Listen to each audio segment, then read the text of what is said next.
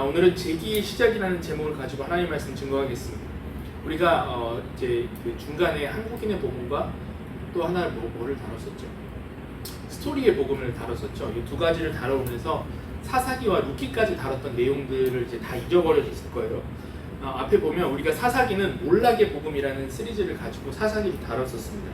사사기의 핵심은 사사들이 나타남에도 불구하고 이스라엘이 계속 망해간다, 화양국성을 그려간다라는 게 이제 사사기의 주된 핵심 내용이었고, 그 다음에 룻기를 다뤘는데, 룻기는 이제 거시적으로 이스라엘이 몰락하에 가는 상황에서 하나님은 한 가정, 한 개인의 인생을 어떻게 지키시고 챙겨가시는가, 그게 룻기의 큰 맥락이었습니다.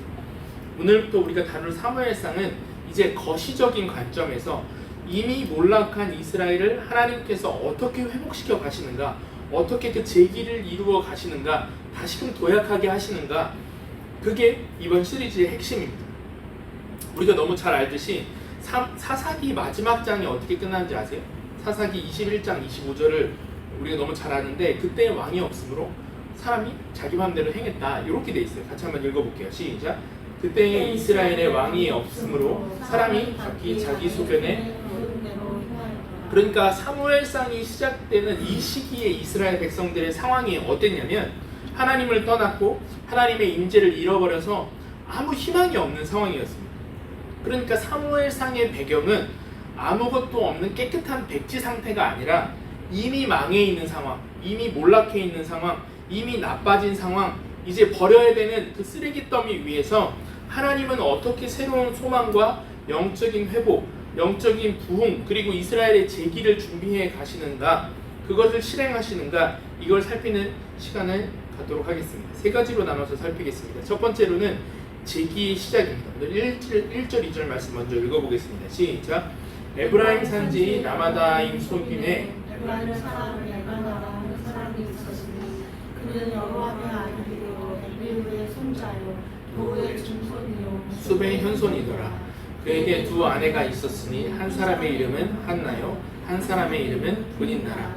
분인나에게는 자식이 있고 한나에게는 자식이. 사무엘상은 한 가정을 소개하면서 시작되고 있습니다. 남편이 누구라고요?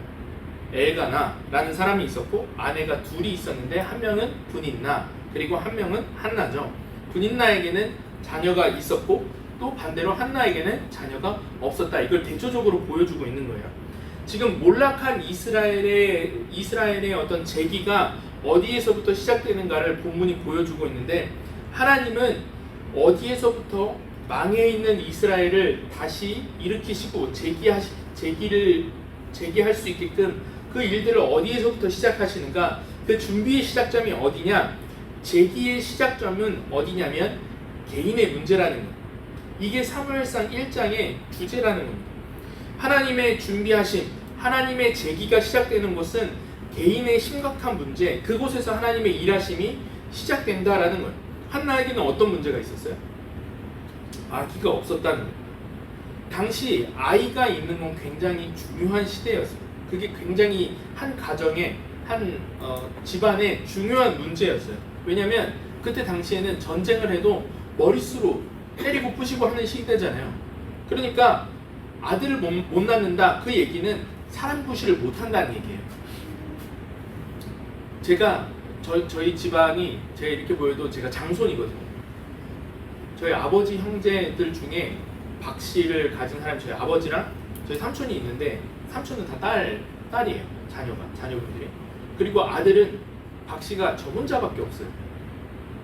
저희 할머니 할아버지가 얼마나 그걸 중요하게 생각하시는지 몰라요. 지금 농사를 짓는 시대가 아니잖아요. 옛날에 농사를 지었으니까 집안에서 농사 지을 때 누가 힘을 많이 써요? 남자가 힘을 많이 쓰니까 남자를 굉장히 귀하게 여겼단 말이에요. 근데 지금은 그렇지 않은데도 남자에 대한 사상이 한 50년 전까지만 해도 엄청 강했어요. 그래서 저희가 아들이 셋이니까 할아버지가 엄청 좋아해요. 근데 이때 당시에 아들이 없다, 자녀가 없다라는 건 사람 구실 못한다, 망했다는 거예요. 근데 이 심각한 가정의 문제, 어떻게 보면 가정의 문제를 왜 사무엘상 1장에 기록하고 있을까? 여기가 시작점이라는 거예요. 하나님이 우리의 삶에 어디에서부터 새로운 일을 시작하시고 부흥을 만들어 가시는가, 그것은 개인의 문제, 개인의 문제가 시작점이다라는 거죠. 우리가 일반적으로 사람들이 문제를 마주할 때 문제가 크잖아요. 그러면 어떻게 받아들이냐면 문제를 결론처럼 받아들여요. 지금 형편이 이러니까 내 인생이 앞으로는 안 좋을 것 같고, 지금 실패했으니까 앞으로 실패할 것 같고, 지금 길이 막혔으니까 이 길이 다시 안 뚫릴 것 같다는 거예요. 이 심각성이 영원할 것 같다. 그런데 오늘 하나님은 뭐라 얘기하시냐면 그걸 뒤집으시는 거예요. 하나님이 언제 너 문제가 얼마나 심각하냐, 너 얼마나 늦었냐, 얼마나 빚이 많냐, 이런 거 갖고 인생을 판단하시지 않으셨어요. 하나님은 어디에서부터 제기를 시작하신다고요? 개인의 심각한 문제, 그것을 통하여서 얼마든지 위대한 일을 만들어 나가실 수 있는 분이 하나님이시다. 그러므로 우리 삶에 문제가 다가왔을 때 여러분 두려워해서는 안 됩니다. 다시 일어날 수 있다.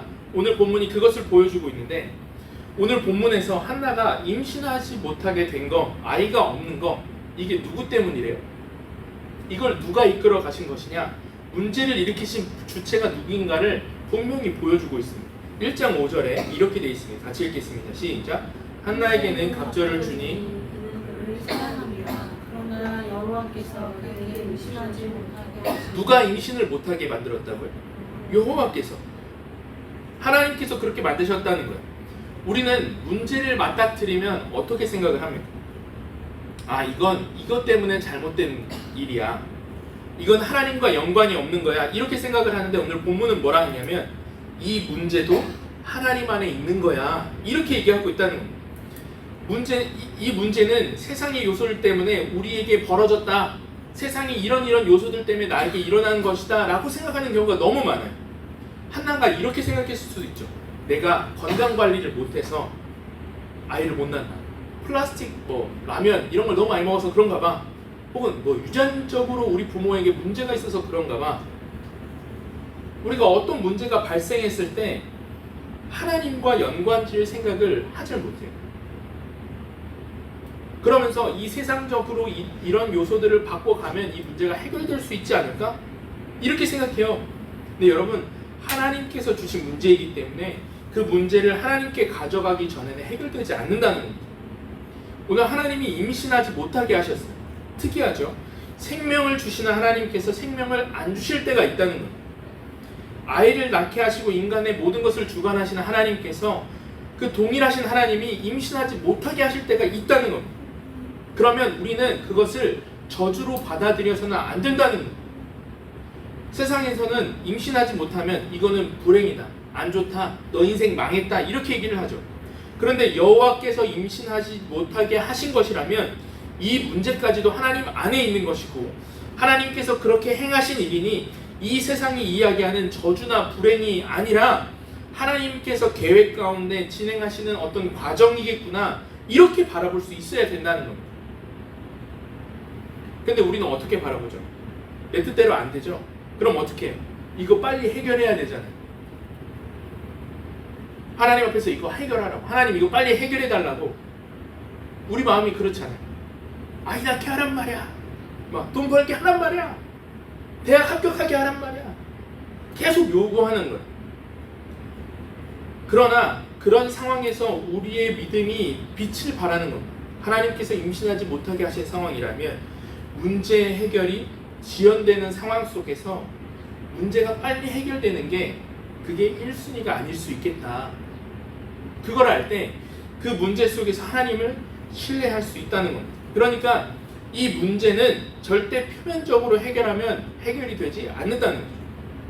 하나님 앞으로 나아갈 때, 하나님 앞에 내어놓을 때 그제서야 궁극적으로 해결될 수 있다는 겁니다.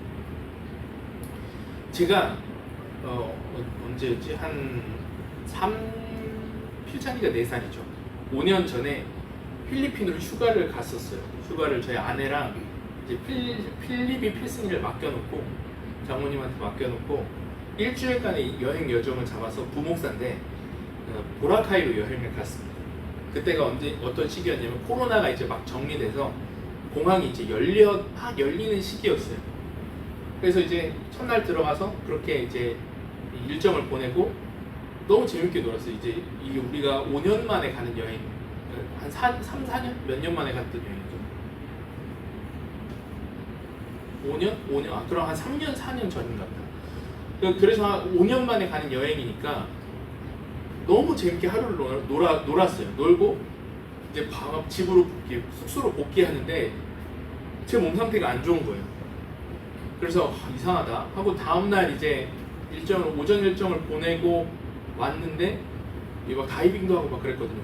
코에서 막 물이 주르륵 나는 거예요. 콧물이 수돗물 틀어놓은 것처럼 이상하다 해서 집에서 키트를 해서 코를 이제 코로나 시기였으니까 키트를 해보니까 2줄이 나온 거예요. 코로나 확진이 된 거예요. 그때 당시에 어땠냐면 코로나가 걸리면 2주간 격리였어요. 그 필리핀에서 격리를 해야 되고 그게 다 나은 다음에야 한국으로 돌아올 수 있었거든요. 야 이걸 어떻게 할까? 모든 일정을 그럼 빨리 캔슬을 하고 2주간 격리를 해야 되니까 아내를 한국에 빨리 보내야 되겠다. 해서 보냈어요. 왜냐면은 이제 장모님이 휴가 기간이 일주일이었기 때문에 일주일이 지나면 아이를 봐줄 사람이 없는 거예요. 그래서 아내를 영어도 못하고 이게 어떻게 말이 통하기 어려운 상황에서 아내를 공항으로 보냈어요. 보내고 그리고 저는 이제 뭐라 해야 되나 그 보건 당국이 있죠. 그쪽에서 그 사람들한테 연락을 해서 격리를 했단 말이에요. 그러니까 돈을 많이 쏟아부었는데 그냥 완전 일정이 다 취소된 거예요. 그래서 아내는 귀국을 했어요. 제가 혼자 방에 있으면서 아내랑 그냥 같이 있을까? 이런 생각도 했었는데 안 되겠다 해서 아내를 보내고 근데 돈도 아깝고 하나님 진짜 어떻게 이럴 수 있습니까? 내가 이거를 어떻게 준비했는데 너무 힘든 거예요. 아내가 이제 그 다음날 잘 도착했다고 연락이 왔는데 몸이 너무 안 좋대요. 그래서 빨리 병원을 가봐라. 약도 먹고 링거도 맞았는데도 열이 안 떨어지는 거예요. 그래서 야 진짜 여기 있었으면 큰일 날 뻔했다. 진짜 거기는 격리를 하면서 수건이랑 물만 주거든요. 그래서 배달 음식을 계속 시켜 먹었어야 됐어요. 그 대사관에 연락해놓고. 그래서 많이 아픈 거예요. 그래서 잘 됐다. 해서 보냈는데 아내가 한 셋째 날인가 넷째 날? 그러니까 그 다음 주다. 격리를 하고 그 다음 주에 제가 뭐라 하냐면 아이가 생겼다는 거예요. 그래갖고 아이가 생겨갖고 몸에 이상이 있었던 거죠. 계속 그 열이 안 떨어지고. 모든 그림을 봤을 때 저는 문제가 안 좋게만 흘러간다고 생각했어요. 제가 돈을 얼마나 썼는지 그때 타격이 심했어요. 그러니까 이 문제를 해결되는 기간 동안 해결되는 방식을 진행을 할 때 너무 저는 힘든 거예요. 하나님 원망하고 하나님 제가 그렇게 쉬는 게 아닐 것 같습니까? 제가 그렇게 즐거운 게 싫으세요? 이렇게 생각했는데 그 가운데 한 아이를 준비하시고 하나님이 우리 가정에 한 아이를 주시기 위해서 과정들을 밟게 하신 거예요. 몰랐으면 진짜 큰일 날 뻔했어요.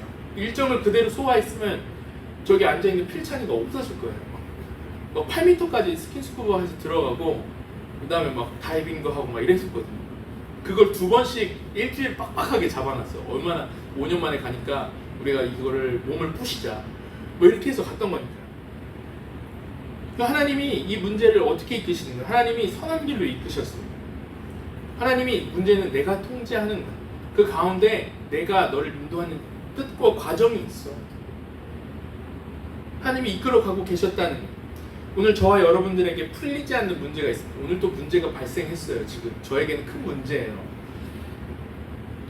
근데 하나님이 이 과정을 통해서 저에게 말씀하시는 것이 있고 그 가운데 우리 교회에 말씀하시는 것이 있고 이것을 통해 하나님이 제기할 수 있는 새로운 길들을 준비하고 계시다라는 게 오늘 말씀이에요. 여러분 그것이 여러분들의 삶에 어려운 문제일 수 있죠. 참 지나가기 어려운 순간일 수 있죠. 늦은 것 같은 상황일 수도 있습니다. 근데 하나님은 그걸 가지고 새로운 길을 여시겠다는 거예요. 여러분 그것을 신뢰하십니까? 그 믿음을 가지고 있다면 우리는 그 어려운 길들을 잘 지나갈 수 있다는 거예요. 두 번째 살펴볼 것은 승리의 법칙입니다. 그러면 하나님께서 준비해 가시는 이 과정 속에 우리는 어떤 방법으로 승리할 수 있는가? 이 과정을 잘 지켜내가고 이겨내갈 수 있는가? 오늘 본문이 보여주는 승리의 법칙들이 있는데 집중해야 될 2가지가 있습니다. 첫 번째는 뭐냐면 대적과 싸우지 않아야 된다는 겁니다. 아까 설명을 드렸지만 이 여자가 임신하지 못했다라는 그 말은 이 당시에 사람 구시 못한다, 가치가 없다 이런 뜻이라고 그랬죠. 그러니까 문제는 뭐냐면 세상이 중요하다 말하는 문제가 지금 해결되지 않고 있는 거잖아요. 그러면 꼭 이 문제를 가지고 야, 너 큰일 났다. 너 열심히 좀 해봐. 낙심하게 만드는 대적이 반드시 그때 등장한다는 거예요.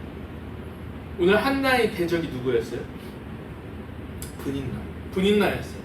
그러니까 한나가 아이가 없고 혼자 이렇게 주방에서 일하고 있으면 아이 이렇게 데리고 와서 뭐라고 얘기했겠어요? 아, 요즘 잘 지내? 어떻게 임신 소식 있어? 남편이랑 좀 어떻게 관계를 했어? 힘들겠다. 옆에서 자꾸 마음을 긁는 거죠. 그 적수가 계속해서 한나의 마음을 힘들게 했다라고 이야기를 합니다. 6절 7절 말씀 같이 한번 읽어볼게요. 시작.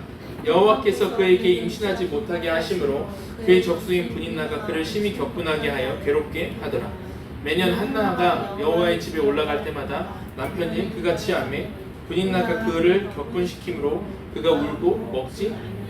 이 말을 계속해서 들었다고 생각해보세요. 무슨 일이 있을 때마다 애 없다고, 너 언제 그거 해결할 거냐고 이렇게 공격한다? 그럼 한나의 마음이 어떻겠습니까? 분인나한테 어떤 마음을 갖고 있을 것 같아, 한주야? 어떻게 분인나이가 골탕을 먹이고 싶을까? 내가 분인나보다 더 애를 많이 낳아서 저 사람의 코를 납작하게 해주겠다. 난 더 많이 낳을 거다. 내가 아이를 낳음으로 문제를 해결할 것이다. 내가 분인나 못지않게 내 형편을 해결함으로 나의 문제를 해결할 것이다. 이게 함정이라는 거예요. 이게 대적이 놓는 함정이에요. 성경은 절대 대적과 싸우면서 내 문제가 풀린다라고 말하지 않습니다. 왜 그러냐면, 왜 그래요? 분인나가 애를 못 낳게 한 게 아니라는 거예요. 누가 애를 못 낳게 했다고요? 여호와께서 임신하지 못하게 하셨다. 하나님께서는 그 문제를 통해서 한나를 이끌어가고 계시는데 우리는 어떻게 생각하냐? 대적이 제시하는 방법대로 내가 너를 이겨야 되겠다라고 생각을 하는 거예요. 세상의 방법으로 애를 낳아버림으로 나도 너랑 그 급이 되므로 이 문제에서 이기겠다. 그 경쟁에서 승리하겠다. 그 방법으로는 절대 문제가 풀리지 않는다는 거예요. 그런데 한나한테 하나의 더 공격이 와요. 엎친 데 덮친 격으로 한 사람이 또 등장합니다. 한나가 마음이 너무 어렵고 힘드니까 이걸 누구한테 하소연할 수도 없고 또 누가 듣기도 좀 민망하니까 성전에 가서, 오늘날 교회에 가서 기도하는데 소리를 내기가 어려웠나 봐요. 그래서 소리를 내지 않고 입모양만 이렇게 해서 기도를 하는데, 그때 당시에 내 마음을 토로해야 했던 당시 목사님이라고 생각하면 됩니다. 엘리 제사장이 와서 뭐라고 얘기해요? 이렇게 와서 뭐 하시는 거예요? 술 드셨어요? 취하셨어요? 이렇게 얘기를 합니다. 14절부터 한번 읽어보겠습니다. 시작. 엘리가 그에게 이르되 내가 언제까지 취하여 있겠느냐, 그것도 별로 끊으라 하니. 너 술 취했어? 이 말이죠. 15절. 15절 책. 이거 15절이에요. 같이 읽겠습니다. 시작. 한나가 대답하여 이르되 내 주여 그렇지 아니하노이다. 나는 마음이 슬픈 여자라 포도주나 독주를 마신 것이 아니요 여호와 앞에 내 심정을 통한 것뿐이니 당신의 여정을 악한 여자로. 여러분, 한나가 어땠을까요? 아니, 목사님 어떻게 저한테 그러실 수 있어요? 요즘 MZ세대 많이 얘기하잖아요. 목사님 저 그만둘래요. 목사님 저 교회 그만둘래요. 저 상처받았어요. 그런 식으로 하면 저 교회 안 나와요. 이런 식으로 대적의 공격을 해결하고 방어하는데 한나가 인생을 쓰지 않았다는 거예요. 엘리나 분인나랑 싸우는 것, 그게 함정이라는 거예요. 그래서 엘리와 분인나랑 싸우지 않는 이 상황, 이게 한나가 승리했던 핵심이라는 거예요. 우리에게 적용하면 무엇입니까? 우리 인생에 문제가 있죠. 근데 자꾸 주변에서는 어떻게 얘기를 해요? 그 급으로 됨으로 그 문제를 해결하는, 그 승리의 기준을 팍 줍니다. 분인나랑 싸워서 이겨보라는 거예요. 애를 낳으면 이길 수 있다는 거예요. 누가 얘기를 합니다. 예를 들어서 너네 아들 결혼했어? 너 직장 아직도 거기 다녀? 뭐 자녀가 용돈은 많이 줘? 손주는 봤어? 집은 얼마짜리야? 차는 얼마짜리야? 건강은 어때? 이 말을 듣는 순간 내 마음에 뭐가 생겨요? 이 정도 돼야 성공한 인생이야. 용돈을 몇백만 원을 받아야 그게 성공한 인생이라니까. 그러니까 너도 그쪽으로 가봐. 그 목표를 우리 마음에 팍 줍니다. 기준을 딱 줘요. 그 기준이 뭐예요? 그 기준에 대한 승리가 뭐예요? 너도 그 급이 되는 거예요.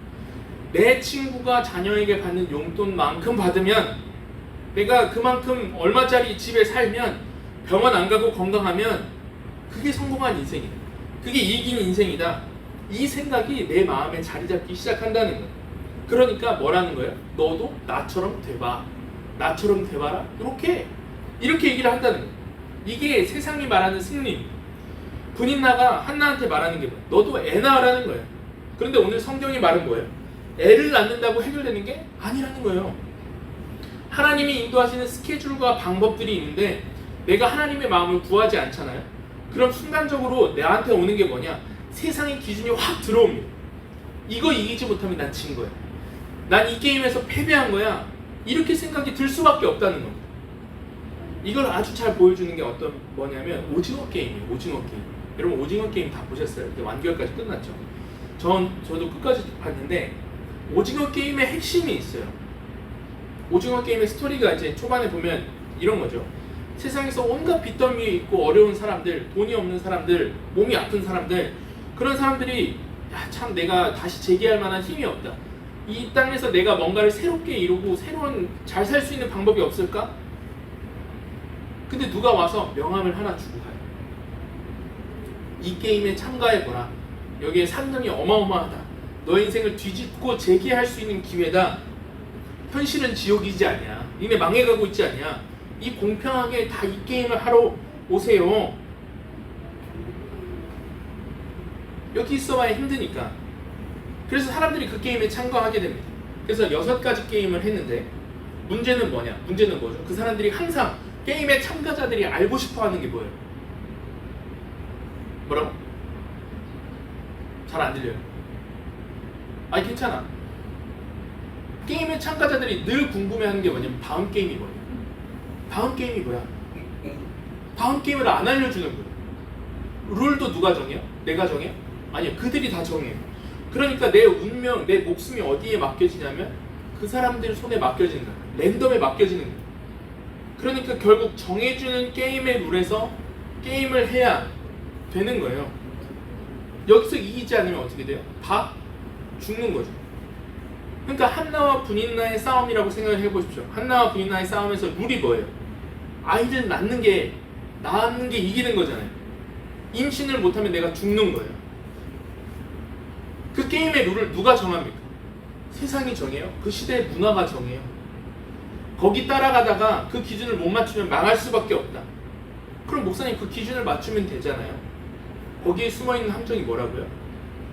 그 기준이 계속 바뀌어요. 다음 게임이 뭔 줄 몰라요. 그러면서 뭐라 하냐? 다 모르니까 공평한 거야.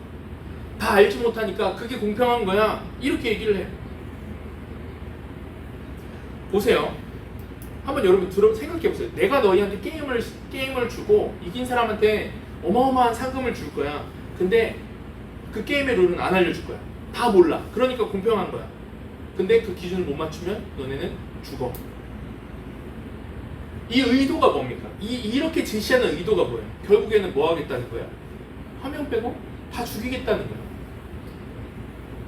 마찬가지죠. 오늘 우리의 삶에도 대적이 나옵니다.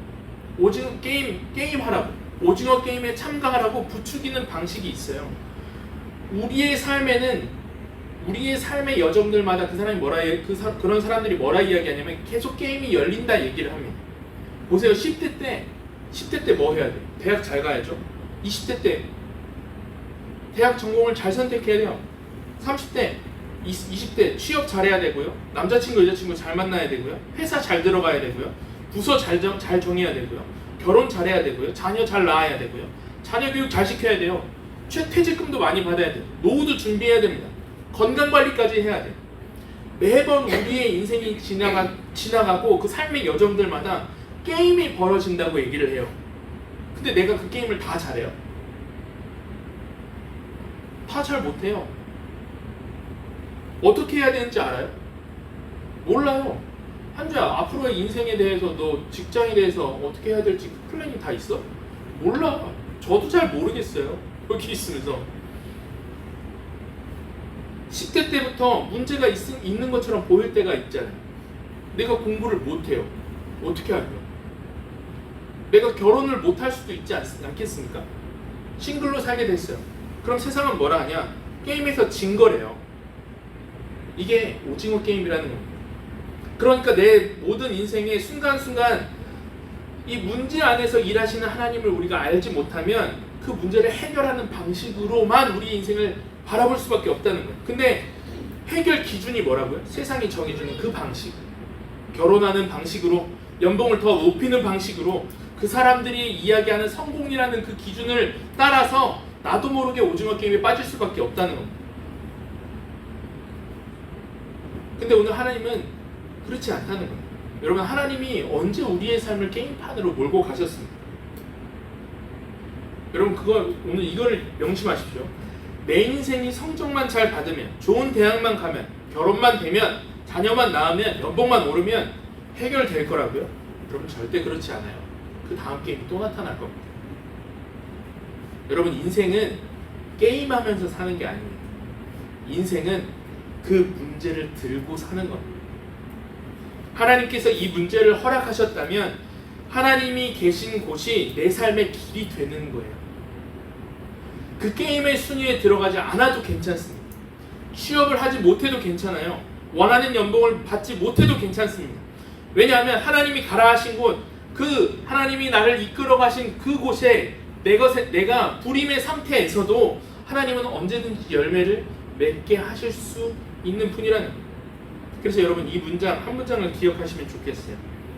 하나님이 문제를 주셨다면 그 문제가 하나님이 예비하신 성취를 가로막을 수 없습니다. 여러분, 이걸 확신하십니까? 하나님이 문제를 주셨다면 그 문제가 하나님이 계획하신 내 삶의 성취를 가로막을 수 없습니다. 이 문제 때문에 하나님이 내게 예비하신 성취를 가로막을 수 없다는 거예요. 가난해서 성적을 잘 못 받아서 결혼하지 못해서 좋은 직장에 들어가지 못해서 하나님이 여러분들의 삶을 향한 하나님의 계획이 절대 막히지 않는다는 거예요. 문제 안에서 계속 그것을 끌고 가야 된다라는 겁니다. 두 번째는 문제를 해결하라고 하지 말고 하나님의 마음에 집중해야 된다는 겁니다. 오늘 핵심적인 질문이 그거예요. 아니 목사님, 그러면 그냥 한나가 자녀를 잘 낳게 하고 행복하게 살면 되지, 하나님 왜 그렇게 하지 않으시고 굳이 이런 문제를 주셨습니까? 여러분, 우리가 문제에서 경험할 수 있는 가장 중요한 은혜는 뭐냐면 그 문제를 가지고 기도하다가 더 깊은 하나님의 마음을 깨달을 때입니다. 다시, 우리가 하나님이 문제 안에서 살아가게 하신 이유는 우리가 그 안에서 은혜를 얻게 하시기 위함이 있어요. 그 은혜가 뭐냐? 우리가 그 문제를 가지고 기도하고 하나님 앞에 가지고 나아갈 때 하나님이 뭘 주시길 원하냐? 하나님의 마음을 알게 하세요. 오늘 본문을 좀 자세히 읽어보신 분들은 알 텐데 한나가 뭐라 기도를 해요? 주님, 아들을 주십시오. 이 문제 좀 해결해 주십시오. 이야기를 해요. 그런데 이상한 부분이 있어요. 뭐라 하냐면, 더 읽어보면 아들을 주십시오. 그러면 다시 드리겠습니다. 이야기를 합니다. 이게 뭐야? 평생 아이를 달라고 기도하다가 아이를 주시면 내가 다시 드리겠다. 이게 무슨 말이에요? 이 11절 말씀 같이 한번 읽어보겠습니다. 시작. 선하여 이르되 나를 기억하사 주의 여종을 잊지 아니하시고 주의 여종에게 아들을 주시면 행복하게 살겠습니다가 아니라 뭐라 하냐면 그의 평생에 그를 여호와께 드리고 삭도를 그의 머리에 대지 아니하겠나이다. 이게 무슨 말이에요?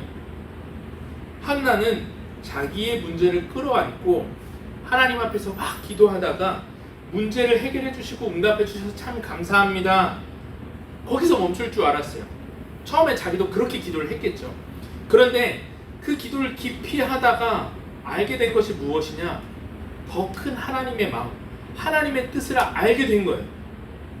하나님의 마음이 무엇이었을까? 우리 말로 좀 얘기하면 이런 거예요. 하나님이 이렇게 말씀하셨을 거예요. 하나야, 너 자식이 없지? 분이나 때문에 너무 화나지? 아들만 있으면 다 해결될 것 같잖아, 그치? 하나야, 근데 그게 아니더라. 하나야, 내 마음이 이렇다. 너 내 마음을 아니? 이스라엘 백성 다 내 자식이잖아. 내가 사사시대에 이스라엘 백성들한테 말씀을 전하고 내 뜻을 전했거든. 그들을 끌어안으려 했거든. 그런데 내 마음을 알아주는 자식이 하나도 없더라. 다 자기 갈 길로 갔어. 자기 소견에 옳은 대로 다 갔어. 너 내 마음 알겠니? 내가 자식이 없는 기분이다. 내 마음을 잘 설명해 줄 사람이 필요한데 그런 사람이 한 명도 없다. 하나야, 너 내 마음 알겠어? 이 시대가, 이 사사시대의 그 형편의 상황들을 우리가 너무 잘 알잖아요. 사무엘상 3장에 이렇게 돼 있어요. 같이 한번 읽어볼게요. 시작. 아이 사무엘이 엘리 앞에서 여호와를 섬길 때에는 여호와의 말씀이 희귀하여 이상이 흔히 보이지 않았대. 이 시대가 각각 사람들이 나 아이 주세요, 내 인생 잘 되게 해주세요, 이런 식으로 예배하고 다녔다는 거예요. 그런데 한나도 그런 마음을 가지고 성전에 나와서 하나님, 저 자녀 좀 주세요 라고 기도하는데, 이 문제와 씨름하면서 하나님 앞에 하나님이 부어주신 마음이 뭐예요? 너가 고민하는 그 일, 그 마음, 그게 하나님 마음이었다는 거예요. 여러분 기억하십시오. 하나님의 마음이 우리에게 부어질 때 그제서야 우리에게 밝히 보이는 것들이 있는데, 그걸 교회에서 뭐라고 얘기하냐면 비전이라 얘기해요. 비전. 하나님의 뜻, 하나님이 나에게 맡기시는 일. 그러니까 한나가 가지고 나왔던 문제가 해결돼 버린 거예요. 아들을 안고 행복하게 사는 것이 내 삶의 목적인 줄 알았는데 그게 아니었어요. 하나님께서 이 문제를 내게 주신 이유를 알게 된 거예요. 아들을 낳고 행복하게 사는 게 더 이상 중요하지 않게 됐어요. 왜? 그거보다 중요한 일, 하나님의 마음이 나에게 들어오기 시작했기 때문에. 아이를 낳아서 문제가 해결된 것이 아니라 하나님의 마음을 알므로 기도의 제목이 바뀐 거예요. 하나님의 말씀을 전할 자식이 없는 그 아버지의 마음을 하나님이 함께 느끼게 하셨다는 거예요. 그러니까 기도 응답을 받는데 문제를 해결하면서 멈추지 않고 하나님의 마음을 행하는 자로 변했어요. 한나. 그러니까 한나가 아들을 받고 제 아들을 변호사로 키우겠습니다. 제 아들을 정말 신앙생활 잘 시켜보겠습니다. 이렇게 똑같이 세상이 주는 방향으로 살려고 한 것이 아니라 하나님이 부어주시는 마음을 따라간 거예요. 그래서 사무엘을 누구에게 드려요? 하나님께 드려요. 이거는 하나님이 너 내가 아들 줬지? 그거 내놔. 그렇게 해서 드린 게 아니에요. 한나가 자원해서 드린 거. 왜? 하나님의 마음을 아니까. 27절, 28절 같이 한번 읽어보겠습니다. 시작. 이 아이를 위하여 내가 기도하였더니 내가 구하여 기도한 바를 여호와께서 내게 허락하신지라. 그러므로 나도 그를 여호와께 드리되 그의 평생에 여호와께 거기서 그가 여호와께 경배하니라. 하나님이 뭘 준비하고 계셨던 것? 한 사람, 한 개인의 심각한 문제를 통해서 하나님의 마음을 아는 사람, 하나님의 말씀을 전할 사람, 하나님의 마음을 한나에게 부어주시고 문제를 해결하실 뿐만 아니라 이 이스라엘이라는 하나님의 모든 자녀가 주께로 돌아오게 만드는 그 제기를 사무엘을 통하여 이루어 가시기로 계획하셨다는 겁니다. 오늘 저와 여러분들에게 많은 문제가 있을 거예요. 진심으로 제가 목회자로서 여러분들의 문제가 해결됐으면 좋겠습니다.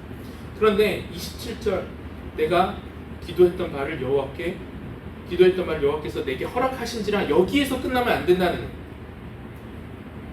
여러분들에게 한번 물어볼게요. 여러분 좋은 집 살고 싶죠? 돈 많이 벌고 싶죠? 좋은 직장 가고 싶죠? 좋은 가정 이루고 싶어요? 그런데 목회자로서 묻고 싶은 게 이런 거예요. 그렇게 되면 어떻게 할 건데? 그 문제를 통해서 하나님께서 뭘 원하시는지, 하나님이 어떤 말씀을 하시는지, 이 결혼의 과정을 통해서 내게 무슨 마음을 주시는지, 어떤 방식으로 그 상대방을 섬기기를 원하시는지, 어떤 가정을 통해서 어떤 일을 하시기를 원하시는지, 그 문제 해결과 함께 하나님의 마음이 같이 오고 있습니까? 취직하면 뭐 할 건데? 돈 많이 벌면 뭐 할 겁니까? 생각해 본 적 있으세요? 집 살 거죠? 여행 갈 거죠? 그럼 하나님이 굳이 주실 필요가 있을까요? 하나님이 문제를 통해서 하나님의 마음을 알려주고 싶은데 문제가 해결되면 영원히 돌아오지 않을 거잖아요. 한번 생각해 보세요. 해결됐다 칩시다. 집을 샀다 쳐요. 잘 됐다 치자고요. 우리들이 하나님의 마음에 관심을 갖기나 할까요? 마음이 사라질 거예요. 하나님이 좋은 대학 가게 하셨으니까, 취업하게 하셨으니까, 돈 벌게 하셨으니까 11조 낼 수 있죠. 결혼하게 하셨어요. 감사할 수 있죠. 여기 나와서 뭐 감사 인사를 할 수도 있습니다. 그러고 끝이잖아요. 절대 돌아보지 않을 거예요. 여러분, 문제가 언제 해결되냐면 하나님의 마음이 느껴질 때.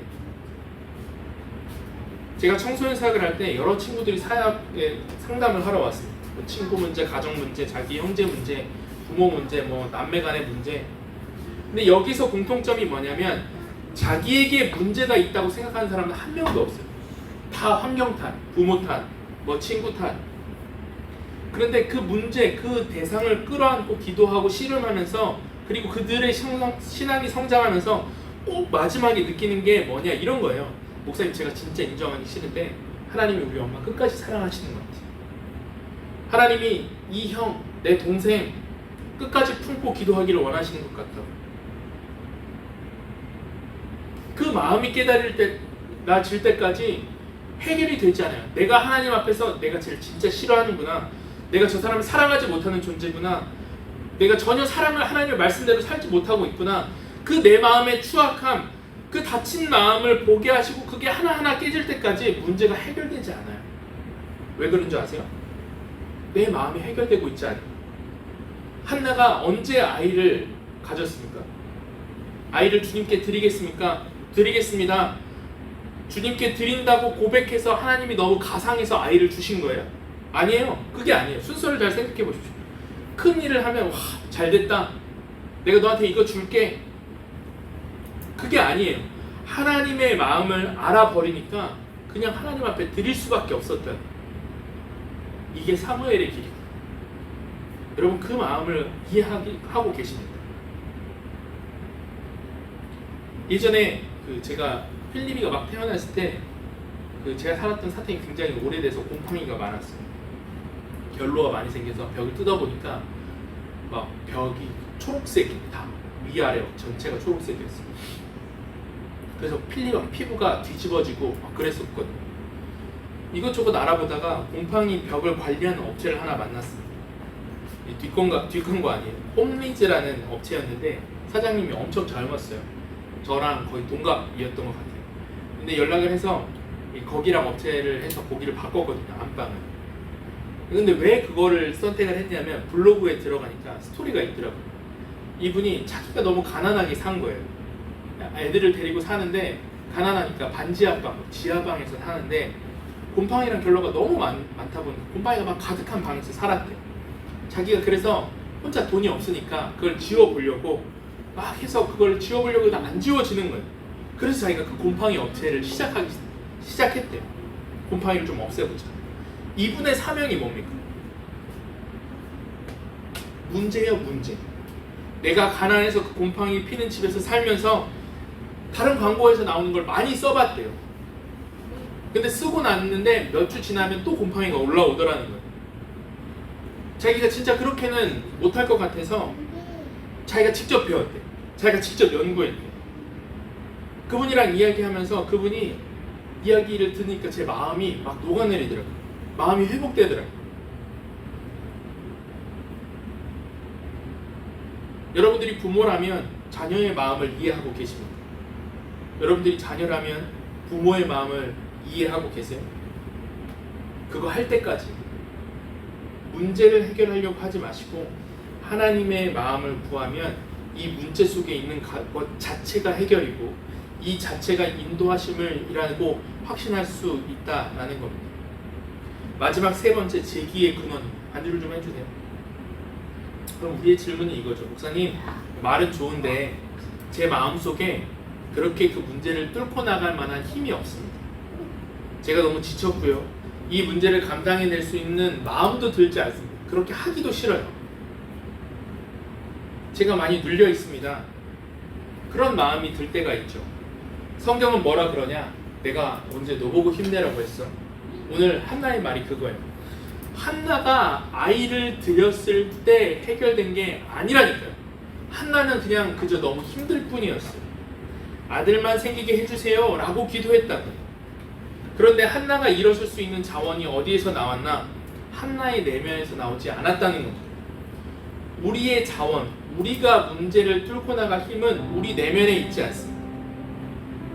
모든 심각한 문제 속에서도 새 일을 준비하시는 하나님의 능력이 우리에게 자원이 된다는 겁니다. 오늘 본문을 읽으면서 잘못 읽으면 안 되는 게, 여러분들도 한나처럼 응답받았을 때 아들을 다시 드리십시오.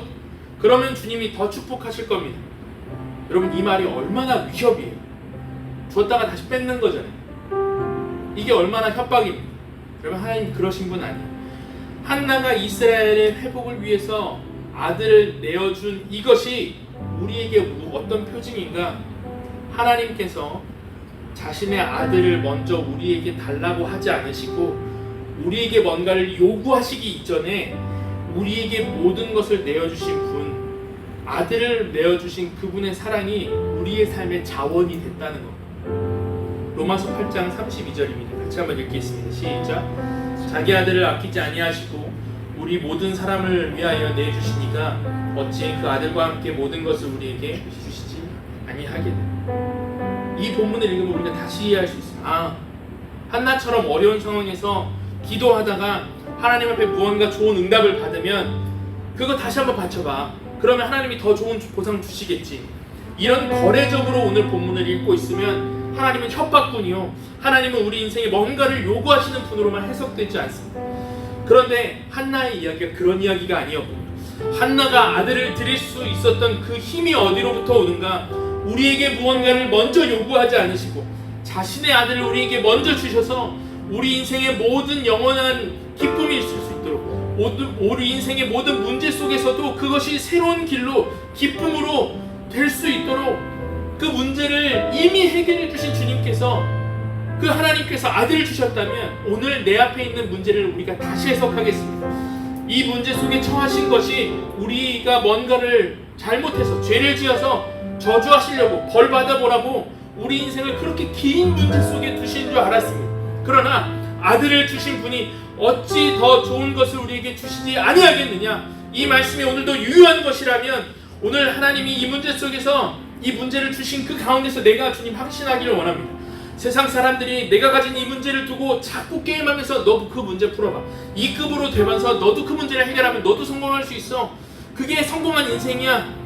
그러면서 취업은, 결혼은, 자녀는, 너 인생의 연봉은, 은퇴는, 노후는, 건강은 끝까지 게임하는 것처럼 살다가 망할 인생이었는데 이미 이 게임을 주님께서 정리하셨고 우리의 삶의 그 문제 가운데 새로운 자원과 이 문제를 통하여 새로운 일들이 이미 벌어질 수 있도록 준비해 두신 게 나의 삶이라면 우리의 삶은, 이 문제는 불행이나 저주가 아니요 하나님의 마음을 깨달아 그 뜻대로 우리의 삶을 향하게 하시는 그 하나님의 인도하심의 과정이 된다는 것을 우리가 확신할 수 있다는 겁니다. 사랑하는 성도 여러분, 저와 여러분은 눈이 당면한 문제가 있습니다. 앞으로 다양한 문제들이 우리의 삶에 찾아올 거예요. 그러나 그 문제 속에서 여러분 하나님의 마음을 기억하십시오. 여러분 그 문제 앞에서 하나님의 마음을 생각해 보십시오. 그 가운데 절대 단순한 해결을 찾아가는 사람이 아니라 하나님 앞에서 주신 마음을 이해함으로 사무엘을 하나님께 드리고 내 인생을 하나님께 드리고 그 믿음의 길을 걸어가는 저와 여러분 되기를 주님의 이름으로 축원합니다. 우리 다 함께 아버지 당신의 마음 이렇게 찬양하겠습니다. 자리에서 일어나셔서 함께 찬양하겠습니다.